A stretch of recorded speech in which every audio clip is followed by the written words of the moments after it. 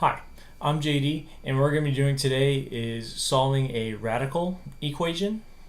Let me read it to you. It is the square root of 2x plus 3 minus the square root of x plus 1 equals a positive 1. So if you would, pause the video and see if you can try this one on your own. Alright, so the basic strategy for a radical equation where there's two radicals is isolate one, square both sides because you want to uproot the root, and you do that by whatever the opposite is. You know, this is a square root, so it's implied that's a 2 right here. And so you want to raise it to the second power because that will remove the root. So isolate it, and what I would do is isolate the more complicated one.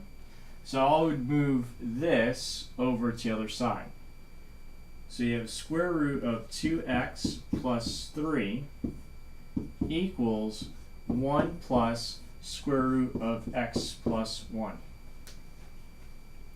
Next, square both sides. So square both sides. This cancels, you know, the square cancels the square roots.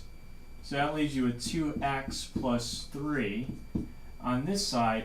Now what you can do here is what's called a perfect square, so you can use that as a shortcut, which means you square this, which is 1. The middle term is going to be this times 2. So 1 times the square root of x plus 1 is square root of x plus 1 times 2 would be 2 square root of x plus 1. And then you square this for your last term. So square root of x plus 1 squared is just x plus 1. Just cancels out. Now what you want to do is isolate this radical. So move everything over to this side. And what you can do, it's totally up to you if you want to divide that 2 off or just leave it there. I'm just going to leave it there. So move everything else over. So move the 1 over. But if I simplify that, let me simplify that. So that's 2 square root 1 plus x plus 2. 2x plus 3. I'm going to remove this x, so subtract both sides by x, subtract both sides by 2. That cancels. This 2x minus x is just x. 3 minus 2 is 1, so it's plus 1 equals 2 parentheses x plus 1. Then you want to square both sides. So when you square both sides, this is going to give you x squared plus 2x, again using the perfect square rule. Just take these, multiply it, and then multiply by 2. And then square this, so 1 squared is just 1. On the other side, this is going to be 4. And then, because you're squaring it, so 2 squared is 4. And then the square root squared cancels out, so that's just going to be x plus 1. Now I'm going to continue to work over here. So I'm simply going to distribute, so that's x squared plus 2x plus 1. And then on the other side I have 4x plus 4. I subtract both sides by 4x. And then I subtract both sides by 4. That leaves me with 0 equals x squared minus 2x minus 3. So then I'm going to factor this because it's an x squared. I can't just simply solve for x. So when you factor it, it's going to be x minus 3, x plus 1. So that means I have two solutions. If I solve for x, set each of these equal to 0, and then you solve for x. Let me just show you that real quick. Some of you might see this as obvious.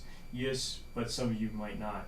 So you solve for x, so you add 3 to both sides, so x equals 3. Subtract 1 from both sides, and so x equals -1. So you have two choices. Either it's 3 or -1 or both. So plug each of them in. If I plug the -1 in, this would be -2 plus 3, x equals -1. That would be -1 minus, if I plug in -1 here, -1 plus 1 is 0. So that's square root of 0 equals 1. Well, square root of 1 is 1 minus 0 equals 1, so that's true. X equals 3, plugging in, 2 times 3 is 6, plus 3 is 9.